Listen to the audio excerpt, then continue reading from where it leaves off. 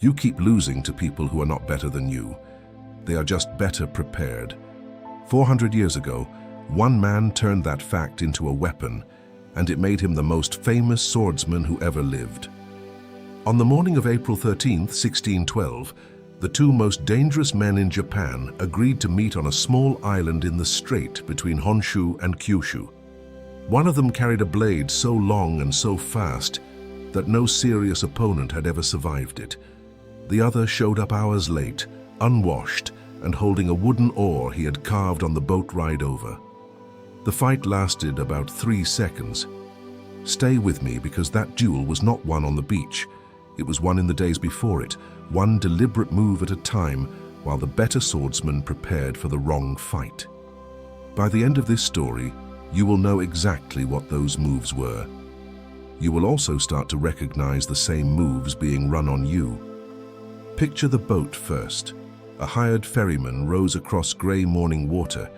His passenger is a rangy ronin in his late 20s, who has not bathed, whose hair is loose, and who spends the entire crossing whittling a spare oar with a short blade, shaving it down, checking its length against his arm, shaving again. He has left his best sword at home, on purpose. To understand what he was carving, you need to understand the man waiting for him on that island. Sasaki Kojiro was not a brawler. He was the finest technician of his generation, a fencing instructor retained by a powerful clan, a man other masters crossed provinces to study.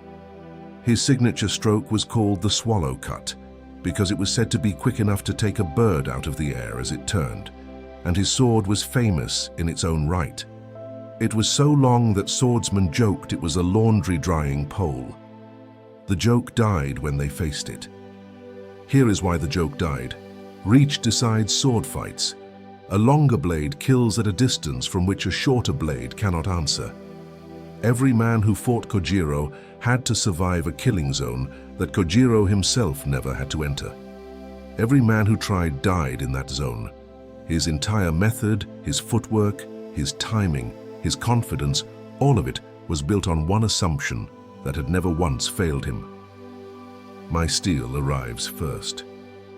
Musashi was 28 years old and had survived roughly 60 duels. But on paper, this one was different. Kojiro had the superior weapon, the home ground, the officials of his clan watching, and years of unbroken certainty. Everything about the setup favored him, which is exactly why what happened next matters. Musashi's first move was the weapon. He did not look for a better sword than Kojiro's. He built a longer one. The oar he carved on that crossing came out a few inches longer than the laundry drying pole. For free in a boat with a knife, he deleted the one advantage Kojiro's whole system stood on. And because it was just a strange wooden stick in the hands of a scruffy ronin, Kojiro would not discover the problem until the distance had already closed. The second move was the clock. The most famous account says Musashi came hours late, and there is no version of the story in which that was an accident. Kojiro stood on that beach in his formal clothes, in front of his clan's officials, with his honor on public display, waiting and waiting. Anger is a chemical. It narrows your vision, shortens your breath, and makes a precision instrument shake. Musashi could not touch Kojiro's technique, so he spent the morning quietly dismantling the man who performed it. He weaponized waiting. The third move was the ground itself. Musashi timed his crossing to the tide and came in with the climbing sun behind his own back, which put it in Kojiro's eyes. And notice what the tide meant. The same water that carried him in would carry him out again fast. He planned his exit before he planned his entrance. Hold on to that detail. It is the one everyone forgets, and it comes back at the end. Now the beach. Musashi does not stride up the sand to meet his man. He steps out of the boat into the shallows and stays there, in the water, saying nothing, the sun over his shoulder, the oar hanging loose in his hands. He makes the most disciplined swordsman in Japan come to him, and Kojiro breaks. Years of composure crack in the surf of a beach he chose, in a fight he was winning on paper. He shouts, he draws that beautiful, terrible sword, and he hurls his scabbard away into the waves. Musashi's reply is the most famous sentence ever spoken in a duel. "You have already lost. If you intended to leave this beach alive, you would not have thrown away your scabbard." Think about what that sentence is engineered to do. It arrives at the precise moment Kojiro needs total certainty, and it plants the one thing fatal to a swordsman of his kind: doubt. Kojiro's method demanded perfect commitment to a single stroke. Musashi put a splinter in the commitment. As the story has come down to us, the exchange itself was almost nothing. Both men closed. The swallow cut flashed and came so near that it severed the knot of cloth tied around Musashi's head. The oar came down. 3 seconds after the first movement, the finest technician in Japan was on the sand, dying, beaten by a piece of carpentry, a tide chart, and one sentence. Then comes the detail everyone skips. Musashi did not stay to be congratulated. He bowed to the stunned officials, got back into the boat, and was gone on the tide he had timed, before Kojiro's students and clansmen on that beach could turn grief into revenge. The plan did not end at the win. The plan ended at the exit. And here is the part that should stop you. After that morning, Musashi, at the absolute peak of his ability, never fought another duel to the death.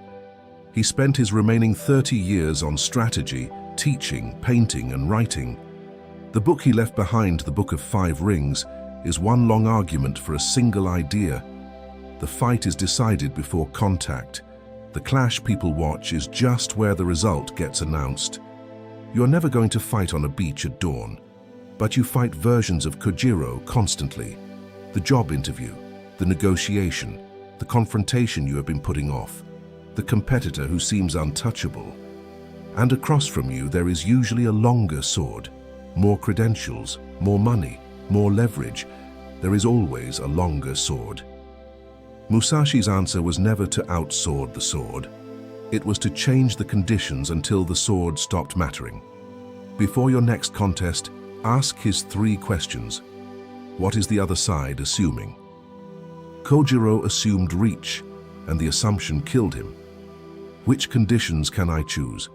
He chose the time, the light, and the ground, and those were free. And where is my exit? If you cannot answer all 3, you are not early to your fight. You are already late. Because preparation is not the boring part before the contest. Preparation is the contest. The 3 visible seconds are just the announcement. So the next time you lose to someone who is no better than you, do not tell yourself they got lucky. Somewhere before the beach, while you were rehearsing the fight, they were carving an oar. Musashi won everything there was to win by 28, and then walked away from killing entirely. What he understood at the end, dying in a cave with one sheet of paper, is on your screen right now.